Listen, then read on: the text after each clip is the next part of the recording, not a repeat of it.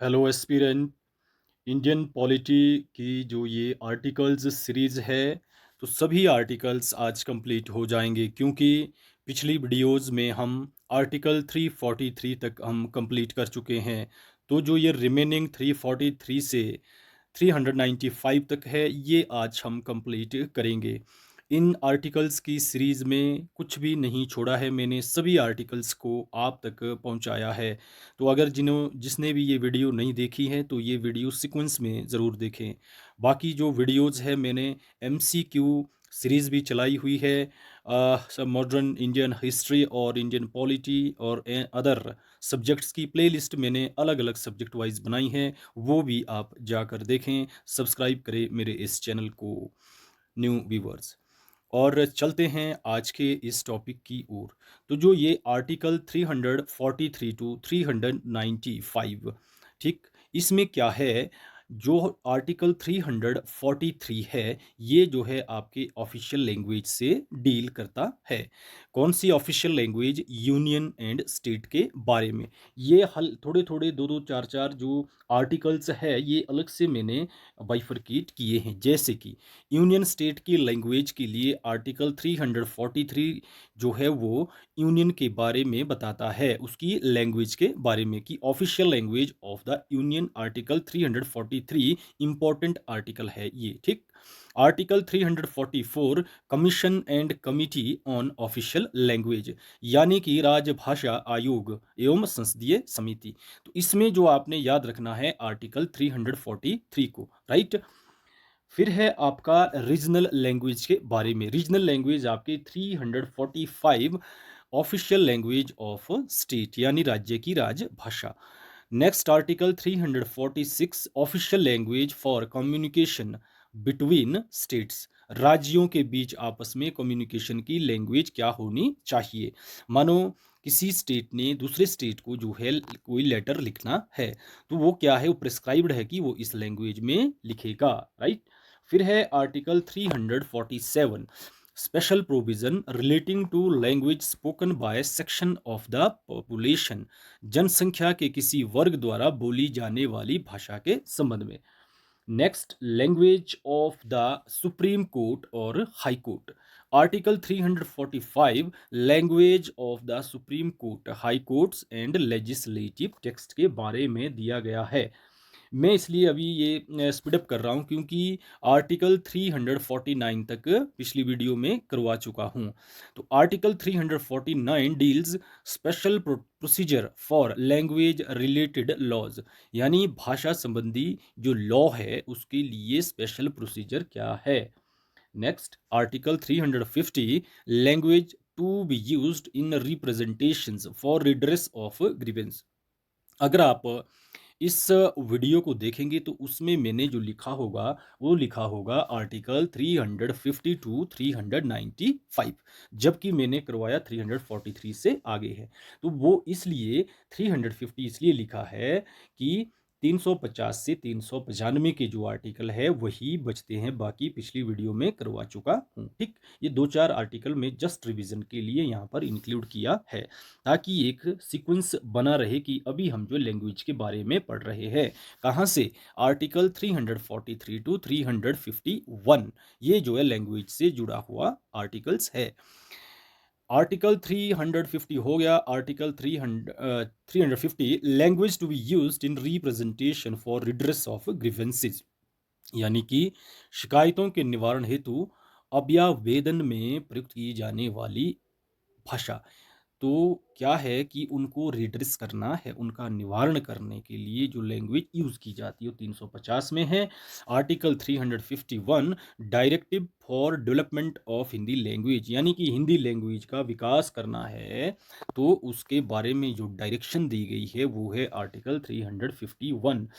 अब आते हैं जी आपके धमाकेदार articles, very very important articles from the point of view of the exam, जो आपके ये जो इमरजेंसी प्रोविज़न कहलाते हैं। आर्टिकल 352 से 360 तक इनका जिक्र किया गया है। जो जो ये इमरजेंसी प्रोविज़न है, ये पार्ट आपका ये कितना है, 18, पार्ट 18 में जो है इमरजेंसी प्रोविज़न है आर्टिकल 352 से 360 तक। तो जो आर्टिकल 352 है, प्रोक्लेमेशन ऑफ इमरजेंसी, राष्ट्रीय आपातकाल की अगर घोषणा करनी है तो ये है आर्टिकल 352 में दिया गया है। फिर है 353, effect of proclamation of emergency, यानी कि राष्ट्रीय आपातकाल का प्रभाव। आप देख रहे होंगे कि प्रोक्लेमेशन ऑफ इमरजेंसी मैंने बताया, राष्ट्रीय आपातकाल। अब क्या क्या इसके लॉज है, किस प्रकार से लगाया जाता है, क्या क्या इसके लिए क्राइटेरिया होना चाहिए, ठीक है, कितने समय के लिए लगता है, ये जो है मैं जब डिस्क्रिप्टिव अभी आने वाले वीडियोज़ में करवाऊंगा उसमें मैं जो है कंप्लीटली डिस्क्राइब करूंगा। ये जस्ट आपके आर्टिकल्स है, ठीक है। तो ये आर्टिकल्स अभी मैं करवा रहा हूँ, ठीक, जो आज समाप्त होंगे। डिस्क्रिप्टिव में 2-4 दिन में स्टार्ट करूंगा तो उसमें कंप्लीटली मैं डिस्क्राइब करूंगा, राइट। चलते हैं आगे कि आर्टिकल 353 बोलता है राष्ट्रीय आपातकाल का क्या प्रभाव पड़ता है। फिर है article 354, application of provision relating to distribution of revenues, यानी कि इमरजेंसी के दौरान राजस्व वितरण प्रावधानों का अनुप्रयोग, राइट। फिर है आपका article 355, duty of the union to protect states, राज्यों की रक्षा करना संघ का कर्तव्य होता है। 355, 356 इंपॉर्टेंट आर्टिकल, प्रेसिडेंट रूल जिसको बोलते हैं कि भाई राष्ट्रपति शासन लग चुका है। Failure of constitutional machinery in states. फिर है आपका 357, exercise of legislative powers under article 356, यानी कि अनुच्छेद 356 के अंतर्गत जो विधायी शक्तियां हैं उनका प्रयोग किसमें दिया गया है, आर्टिकल 357 में। अगर इमरजेंसी लगी है 356 की, राष्ट्रपति शासन, तो उस हाल में जो लेजिस्लेटिव पावर्स है उनको एक्सरसाइज करने की पावर्स 357 में दी गई है। फिर है important article 358, suspension of article 19 during emergency, यानी कि आपातकाल में अनुच्छेद जो 19 है वो उसका निलंबन हो जाता है। आर्टिकल 19, इसमें छह चीज़ों के बारे में बताया गया है, बहुत ही अच्छे से मैंने पढ़ाया है, आप जाकर वो वीडियो देखें। फर्स्ट वीडियो है इसमें जिसमें आर्टिकल 1 से 51 तक करवाया है, राइट। फिर है आपका 359, इंपॉर्टेंट आर्टिकल है वंस अगेन कि suspension of enforcement of fundamental rights, मौलिक अधिकारों के प्रवर्तन का निलंबन, ठीक। तो सस्पेंशन है किसका, फंडामेंटल राइट्स का, आर्टिकल 359 याद रखें। Next important article 360, financial emergency, 360 वित्तीय आपातकाल। कमेंट बॉक्स में आप लिखें कि जो वित्तीय आपातकाल है वो हमारे देश में कितनी बार लगा है, राइट। तो कमेंट बॉक्स में ज़रूर लिखें। फिर है आपका आर्टिकल 90, पार्ट 19, मिसलेनियस, ठीक, मिश्रित जिसको कहते हैं, आर्टिकल 361 टू 367। तो 361 बोलता है कि protection of president and governor, राष्ट्रपति और राज्यपालों को संरक्षण। 361 A, protection of publication of parliamentary and state legislature proceedings, यानी संसद हो गया और आपके राज्य विधानमंडल, इनकी जो कार्यवाही है इनका प्रकाशन किसमें, 361 A. 361 B, disqualification for remunerative political post on defection, यानी कि अगर दल बदल हो गया उसके कारण लाभकारी राजनीतिक पद हेतु डिसक्वालिफिकेशन। 362 रिपील्ड। फिर है 363, bar to interference by courts in dispute rising out of certain treaties, यानी कि कुछ जो ट्रीटीज होती है, संधि जिसको कहते हैं, उससे अगर कोई विवाद खड़ा हो गया तो न्यायालयों के हस्तक्षेप पर रोक, उसमें न्यायालयों का हस्तक्षेप नहीं होता, उस पर रोक है। फिर 363 A, recognition granted to rulers abolished, पूर्व शासकों की मान्यता और जो प्रीवी पर्स है वो समाप्त हो गया है।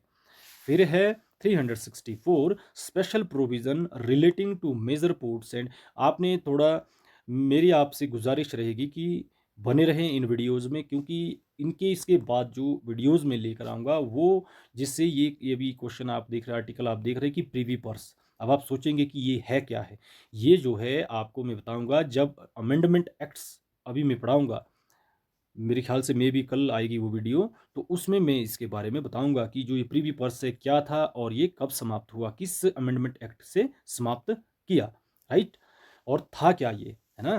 तो article 364, special provision relating to major ports and aerodromes, तो अभी आप देखेंगे कि मेजर पोर्ट्स आ गया, तो ऐसा नहीं है कि मैं यहाँ बंदरगाह पढ़ाने लग जाऊँ, क्योंकि जो ये बंदरगाह है पर्टिकुलरली ज्योग्राफी का टॉपिक है, ठीक है? तो उसमें जो है पोर्ट्स के बारे में पढ़ाया जाएगा, लेकिन हम यहाँ पर अनुच्छेद पढ़ रहे हैं, तो यहाँ आपको सिर्फ ये मालूम होना चाहिए कि जो मेजर पोर्ट्स है उनके बारे में आर्टिकल 364 में दिया गया है, ठीक? तो ये है इनका पर्पस, और ये पूछे जाते हैं इस तरह के क्वेश्चन और article. Article 365, effect of failure to comply with union direction. संघ के निर्देशों का पालन ना करने का क्या प्रभाव होता है अगर संघ के निर्देशों का पालन नहीं करेंगे। 366 डेफिनेशन, 300 से चलो इनको रहने दो, आगे चलो। फिर है आपका पार्ट, आपका कितना 21, ये है temporary, transitional and special provision, article 369 to 392 तक, ठीक, 392 तक। तो article 369 temporary power of parliament है, ठीक है? कुछ राज्य सूची विषयों पर संसद की अस्थायी विधायी शक्तियां हैं, ठीक है, on certain state list matters. यानी टेम्पोरेरी पावर है किसकी? पार्लियामेंट की, to legislate on certain state, कुछ स्टेट लिस्ट में।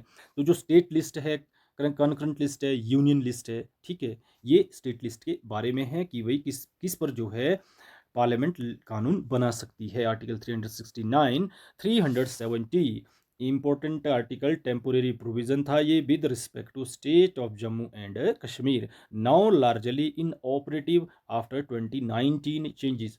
अब जो है ये इसमें जो है बदलाव ला लिया है, ठीक है, इनऑपरेट हो गया ये, आए समझ। 371 special provision for Maharashtra and Gujarat, important articles आ रहे हैं, प्लीज आप इनका ध्यान दें।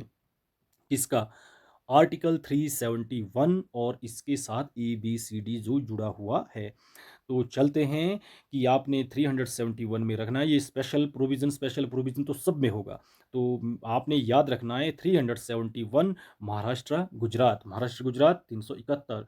फिर है 371A special provision Nagaland, 371B Assam, 371C Manipur, special provision आपने सब में याद रखना है, ठीक।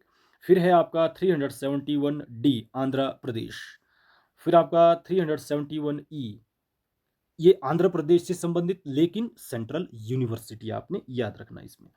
फिर है 371F Sikkim, 371F Sikkim, 371G Mizoram, थोड़ा सा इस तरह से आप याद रखिए, मिजो जी जो, जेड और जी, जो हिंदी वाला आप याद रखिए कि दोनों में जो आ रहा है, मिजोरम जी, ठीक। इस तरह से थोड़ा भी आप कैसे कैसे थोड़ा निकाल दे अपने हिसाब से आइडिया कि किस तरह से आपने इन्हें याद रखना है। 371H Arunachal Pradesh, 371H Arunachal Pradesh. फिर है 371I स्पेशल प्रोविजन गोवा के बारे में, ठीक है, किसके बारे में? गोवा के बारे में। फिर है 371J स्पेशल प्रोविजन किसका? हैदराबाद कर्नाटक जे में। फिर 372 continuance of existing laws, 372A power of adapt laws. आगे चलो 373 power of president to continue certain order, यानी कुछ आदेशों को जारी रखने की राष्ट्रपति की शक्ति किसमें है? 373 में। 374 प्रोविजंस क्या? रिगार्डिंग जजेस ऑफ फेडरल कोर्ट, यानी संघ न्यायालय के न्यायाधीशों से संबंधित प्रावधान। फिर है आपका आर्टिकल 375 कोर्ट हो गए, अथॉरिटीज है, ऑफिसर्स टू कंटिन्यू, यानी न्यायालय हो गया, प्राधिकरण और अधिकारियों का बने रहना 375 में। 376 जजेस ऑफ हाई कोर्ट, उच्च न्यायालयों के न्यायाधीश। 377 कैग भारत के नियंत्रक एवं महालेखा परीक्षक। फिर है आपका 378 पब्लिक सर्विस कमीशन, लोक सेवा आयोग, ठीक है। तो इसमें आपने ये याद रखना है कि इनकी जो है ये ट्रांजिशनल प्रोविजंस के बारे में बताया गया है, जो हमने यहाँ पर आपको मैं हेडिंग दिखा लेता हूँ, ये है टेम्पोरेरी और स्पेशल प्रोविजंस है, ठीक है। अन्यथा जो ये आप यहाँ पर देख रहे हैं, जो ये पब्लिक सर्विस कमीशंस वगैरह है, ये हम आर्टिकल 312 से एबव हम इसके बारे में पढ़ चुके हैं, ठीक है। तो और आपका जैसे ये कैग हो गया, कंट्रोलर एंड ऑडिटर जनरल के बारे में हम आर्टिकल 148 से 151 तक मैं करवा चुका हूँ, ठीक है। लेकिन यह है कुछ ये चीज़ें कुछ टेम्पोरेरी प्रोविज़न है उसके बारे में, तो ज़्यादा फोकस मैं इसलिए नहीं कर रहा हूँ क्योंकि जैसे कैग है वो आपके आर्टिकल 148 से 151 तक मैंने करवाया था, और आपके अटॉर्नी जनरल ऑफ इंडिया वो आर्टिकल 76 में है। और आपके जो आर्टिकल जो पब्लिक सर्विस कमीशन के बारे में है, और यूपीएससी और एचपी सॉरी हाँ पीएससी के बारे में, वो 312 ऑनवर्ड मैंने करवाए हुए हैं पिछली वीडियोस में, आप जाकर सीक्वेंस में देखें, ठीक है। इसलिए मैं ज़्यादा इन पर फोकस नहीं कर रहा हूँ, जहाँ पर इंपॉर्टेंट आर्टिकल्स है उन पे मैं आपको साथ साथ में बता रहा हूँ।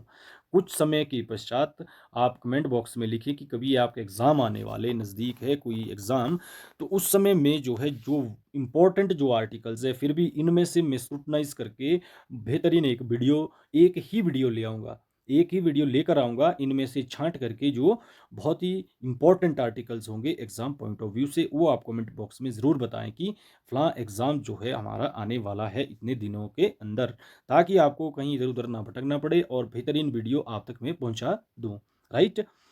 उसमें जो आर्टिकल 395 प्लस प्लस मैं इसलिए कह रहा हूँ क्योंकि इसमें एबीसीडी वगैरह बीच में है, जैसे आपके म्यूनिसिपैलिटीज़ है, पंचायती राज के बारे में था, तो उसमें जो है एबीसीडी करके एक्स्ट्रा हो जाते हैं आर्टिकल्स, यानी फिर 400 क्या 450 के आसपास हो जाते हैं अगर कुल मिला के उनको भी इंक्लूड किया जाए तो, ठीक है। तो सारे 450 में से में इंपॉर्टेंट आर्टिकल्स जो बनेंगे मैं आपके लिए लेकर आऊँगा छाँट करके, राइट? क्योंकि it is not easy task to memorise the 450 395 main articles and other articles, इनके मीन्स ये टोटल हो जाते हैं, you can say 450 plus minus, ठीक है। तो इतने मेमोराइज करना easy, it is not easy task, ठीक। तो इसलिए जो है बेहतरीन एक ही वीडियो आपके लिए बहुत अच्छी लाऊंगा इनमें से ये तो आपको ऐसा है कि आपको ये जानकारी होना ज़रूरी होता है, कई बार क्या होता है कि कोई ऐसा आर्टिकल स्किप ना हो जाए जो एग्ज़ाम में फंसे, ठीक है। इसलिए मैं कंप्लीटली जो है ये वीडियो आप तक मैंने पहुंचाई है आर्टिकल्स की सीरीज, ठीक है। तो चलते हैं आर्टिकल 379 टू 391 जो संक्रमणकालीन उपबंध है, ट्रांजिशनल प्रोविजन, ठीक है। तो ये ट्रांजिशनल उपबंध क्या है कि article 379 to 391 of the constitution of India were कैसे थे, temporary and transitional provision meant only for the period immediately after the constitution came into force, जैसे फोर्स में आया हमारा संविधान 26 जनवरी 1950 को, ठीक। तो अगर अब मेरी वीडियोस को आप रिलीजियसली फॉलो कर रहे हैं तो कमेंट बॉक्स में ज़रूर बताएं कि जो हमारा संविधान है वो बनकर कब तैयार हुआ, when our constitution was completely made, ठीक है। जो ये है ये क्या है, ये जो है हमारा केम इनटू फोर्स, लागू हुआ है, ये बन के कब तैयार हुआ आप कमेंट बॉक्स में बताएं, ठीक है। If you are following my videos religiously, ठीक है, क्योंकि ज़बरदस्त कंटेंट मैं आपके लिए लेकर आ रहा हूँ, आप भी याद रखेंगे कि किस तरह की वीडियोज़ हम देख रहे हैं, कहाँ से हम प्रिपेयर कर रहे हैं, ठीक है। याद रखेंगे, मैं जेन्युइनली बता रहा हूँ आपको। Article 379 provision relating to first parliament, ये आपको बता दिया कि जब स्टार्टिंग में जो ये ज़रूरी था, ठीक है। 380 provision relating to president, 381 council of states, 382 house of parliament यानी लोकसभा। फिर है 383 प्रोविज़न रिलेटिंग टू गवर्नर्स हो गए, गवर्नर्स के बारे में पढ़ा लिया मैंने, लेकिन ये क्या है, टेम्पोरेरी प्रोविजंस है, ठीक है। वो इसलिए क्योंकि हमारे देश को चलाने के लिए कुछ आर्टिकल्स को इम्प्लीमेंट करना बहुत ही ज़्यादा ज़रूरी था उस टाइम। 384 प्रोविज़न रिगार्डिंग जजेस कब था, जैसे ही हम आज़ाद हुए, और आज़ाद होने के बाद जैसे ही हमारा संविधान बनकर तैयार हुआ 1949, फिर भी मैंने बता दी लेकिन डेट आप बताएं प्लीज़, ठीक है, ताकि आप अपनी प्रिपरेशन को जज कर पाए, ठीक है। 384 प्रोविजन रिगार्डिंग जजेस ऑफ सुप्रीम कोर्ट, सर्वोच्च न्यायालय के न्यायाधीशों से संबंधित। 385 provision regarding public service commission. 386 ये आपका ऑडिटर जनरल हो गया। फिर आपका हो गया 387 provision relating to high court.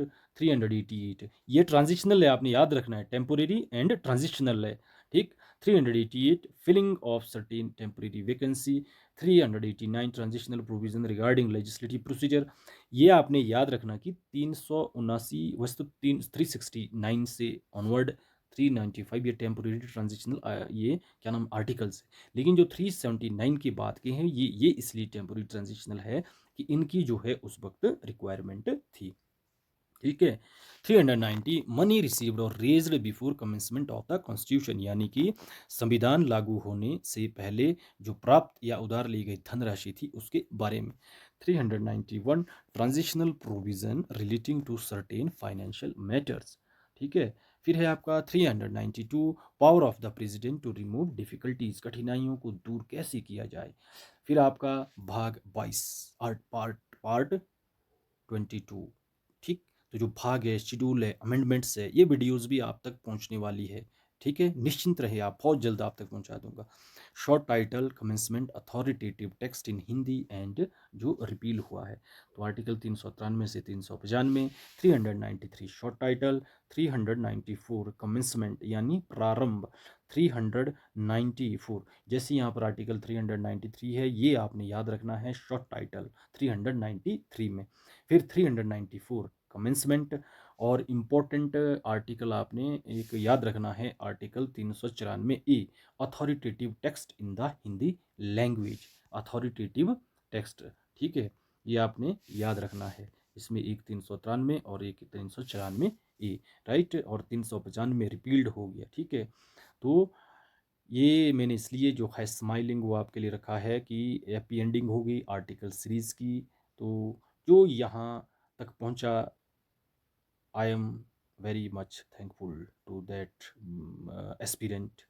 I I know you are serious aspirant, and my best wishes with you कि you will catch your dream and reach your destination as earliest as soon as possible। ठीक है, with good luck, with good luck and best wishes.